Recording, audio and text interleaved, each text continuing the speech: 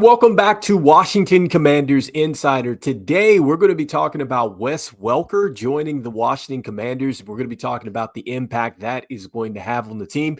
We're also going to be looking at an NFL draft prospect that I certainly think the Washington Commanders would have to take if he's available in round 2, round 3. That is Isaiah Bond, a wide receiver out of Texas. And so before we go ahead and jump into the content for today, first wanted to remind you to hit that subscribe button, just like Jaden Daniels is going to be hitting a lot of receivers for many touchdowns this upcoming season. And so in exchange for hitting that subscribe button, I'm going to give you nothing but daily content around the Washington Commanders. So make sure that you go ahead, you hit that like, you hit that subscribe, you join the Washington Commanders Insider family as we talk nothing but Washington Commanders football on a daily basis here. And so with that being said, let's go ahead and jump into the content for today and talking about Wes Welker. And so Wes Welker, he's joining the Commanders as a personnel analyst. And so if you want to know what a personnel analyst does, what they do is they research, they analyze,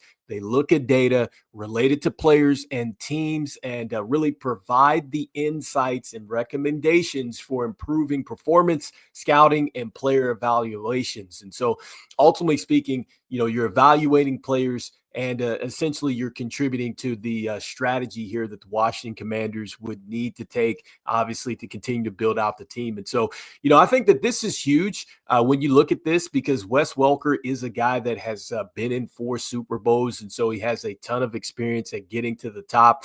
And then when it comes down to just Adam Peters, Dan Quinn bringing in, guys that they're familiar with, Wes Welker definitely checks the box here because he was with the San Francisco 49ers back in 2019. In fact, all the way from 2019 to 2021 as the coach there. So as a receivers coach.